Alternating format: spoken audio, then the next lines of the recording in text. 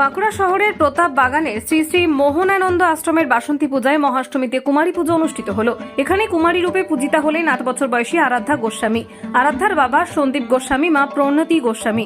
এবার কুমারী রূপে পূজিতা আরাধ্যা গোস্বামীর বাবা সন্দীপ গোস্বামী, মা প্রণতি গোস্বামীরা বলেন, মেয়েকে নিয়ে আমরা ভীষণ গর্বিত। শ্রী শ্রী মোহনানন্দ আশ্রমের মহারাজ দীনেশানন্দ ব্রহ্মচারী বলেন, 1982 সাল থেকে আমাদের এখানে কুমারী পূজা হচ্ছে। কুমারী হলেন দেবী দুর্গার জ্যান্ত প্রতিমূর্তি।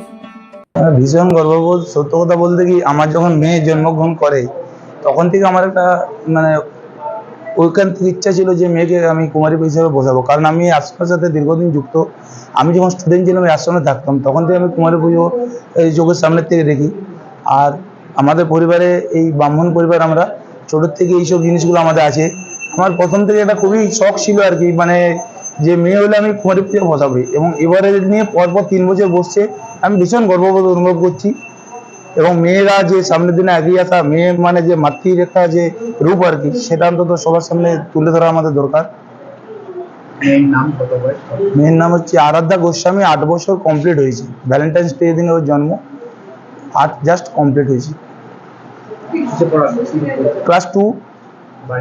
বাড়ি প্রতাপ বাগানে, আশ্রমের পাশেই বাড়ি। আমার নাম সন্দীপ গোস্বামী।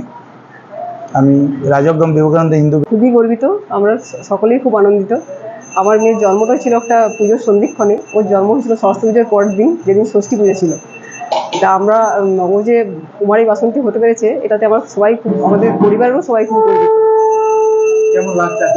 খুবই আনন্দিত।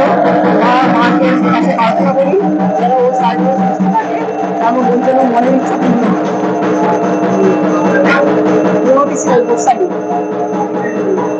82 সাল থেকে এই পুজো শুরু হয়েছে এখানে। আর কুমারী পুজো হয় আমাদের হিন্দু শাস্ত্র মতে, যে কুমারী হলো দেবী দুর্গার জ্যান্ত প্রতিমূর্তি মা।